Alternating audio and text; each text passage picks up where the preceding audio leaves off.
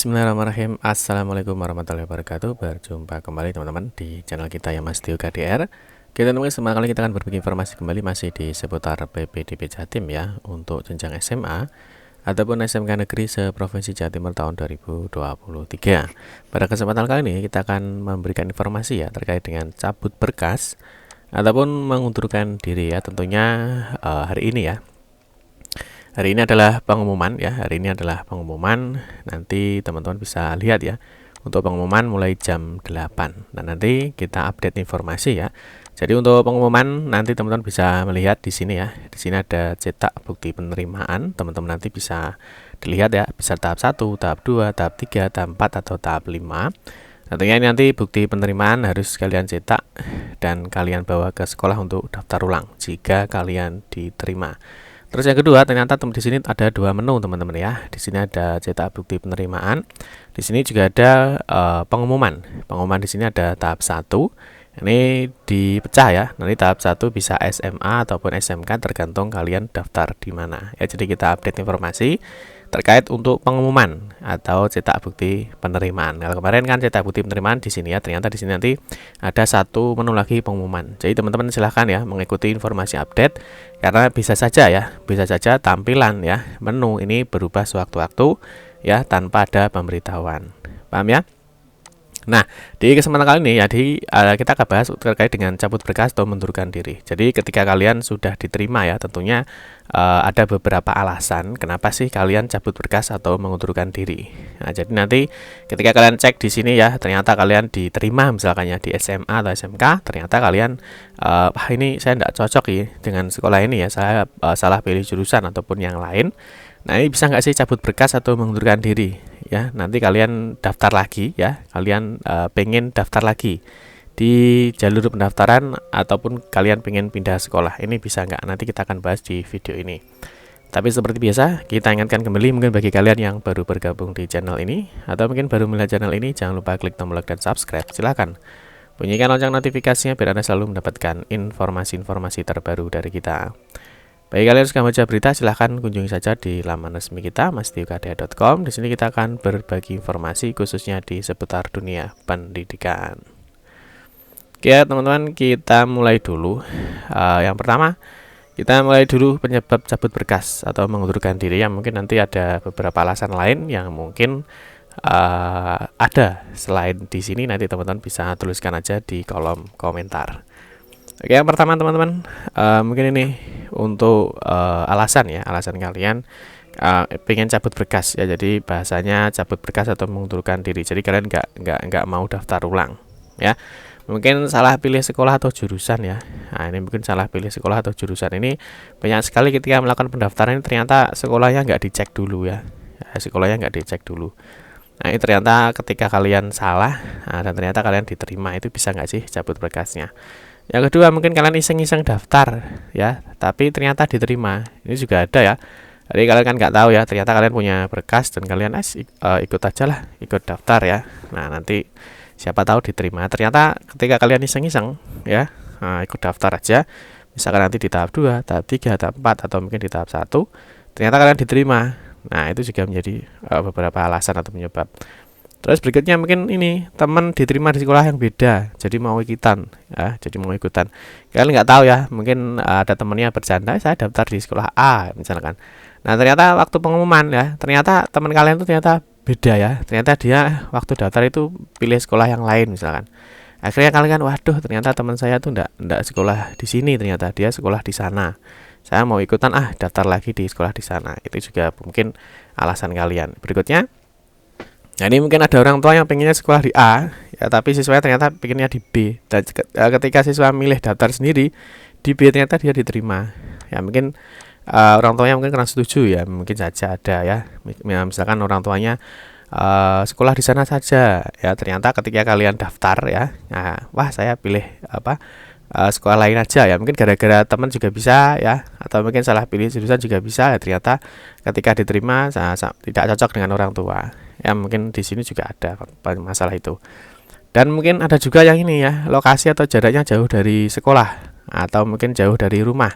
Jadi kalian mungkin kurang paham ya dengan sekolah itu, misalkan ya, ternyata ketika dipilih ketika kalian diterima kalian baru cek lokasinya. Wah ternyata jaraknya jauh ya, misalkan ada 10 kilo, ada 15 kilo. Nah ini mungkin kalian jadi penyebab. Jadi hati-hati ya ketika kalian nanti daftar di tahap 2 ya sampai dengan tahap 5. Karena di tahap 2 dan 5 ini kan kalian bisa memilih 3 sekolah. Jadi kalian hati-hati saat memilih sekolah ya. Jadi kalian harus memastikan dulu sekolahnya itu jaraknya jauh apa enggak. Ya takutnya nanti kalau kalian misalkan diterima di tahap 1 atau tahap 2 misalkan, ini data kalian kan sudah dikunci, di lock, kalian nggak bisa daftar di tahap berikutnya. Paham ya? Dan yang terakhir, silakan mungkin kalian punya alasan-alasan lain ya. Nanti silakan tuliskan aja di kolom komentar. Oke, kita lanjutkan yang berikutnya. Di sini mungkin bisa jadi pertanyaan, bisa nggak sih kalau saya tidak daftar ulang ya? Jadi, Pak, saya abaikan saja. Saya nggak mau daftar ulang ya. Nah, nanti biar berkas saya otomatis tercabut dan saya mau ikut lagi sih di tahap berikutnya.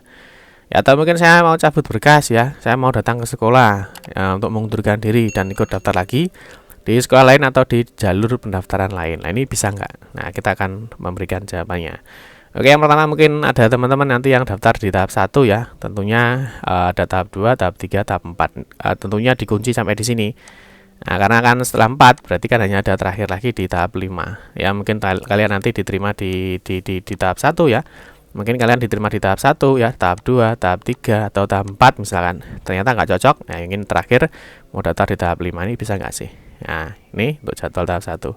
Nah, nanti ketika kalian cek ya di pengumuman ya mungkin ada informasi seperti ini, mungkin ya tampilannya bisa saja berbeda. Mungkin Anda diterima di jalur ini.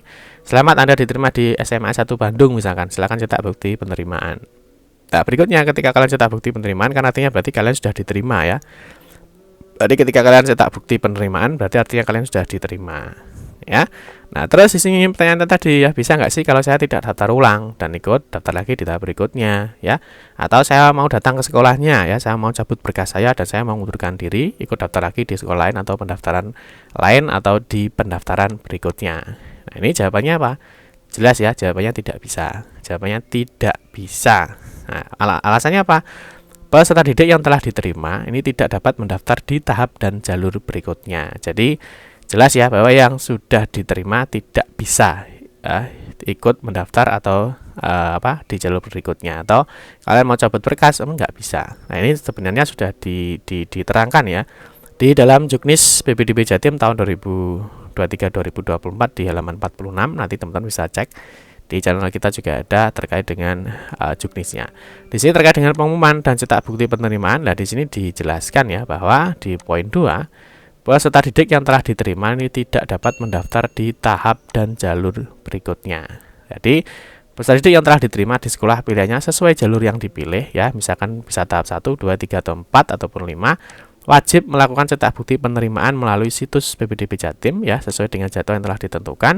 Dan terus berikutnya, peserta didik yang telah diterima dan telah melakukan cetak bukti penerimaan wajib melaksanakan proses daftar ulang sesuai dengan jadwal yang telah ditentukan. Jadi sudah clear ya.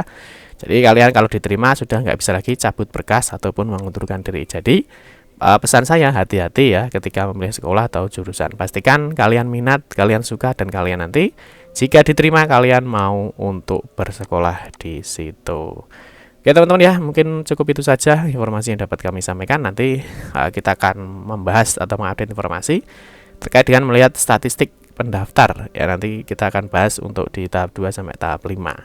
Dan mungkin teman-teman informasi saja ya, nanti teman-teman bisa cek ya informasi PPDB, teman-teman bisa ketikkan aja di masdiokadea.com. Di sini teman-teman bisa masuk di menu PPDB ya, PPDB 2023. Di sini akan membahas seluruh informasi ya terkait dengan PPDB Jatim 2023. Kalau mungkin teman-teman mungkin kalian ingin membaca informasi. Terus kalian juga bisa cek di YouTube-nya ya, di YouTube kita. Nah, kalian bisa ketikkan aja seperti ini, YouTube masdiokadea. Di sini kalian bisa milih di playlist ya. Di playlist kalian bisa pilih playlist PPDB saja, PPDB 2023. Nah, di sini kita akan membahas ya semua informasi-informasi terkait dengan PPDB khususnya di Jawa Timur ya tahun 2023 ini. Dan semoga informasi yang kita berikan semoga bisa bermanfaat dan bisa menambah pengetahuan, dan mungkin kalian nggak jadi bingung ya bagaimana dalam mengikuti PPDB Jatim tahun 2023 ini. Oke, cukup sekian saja. Mohon maaf jika ada salah-salah kata dalam memberikan informasi dan penjelasan. Kita berjumpa kembali di video-video berikutnya. Saya Kiri, wassalamualaikum warahmatullahi wabarakatuh.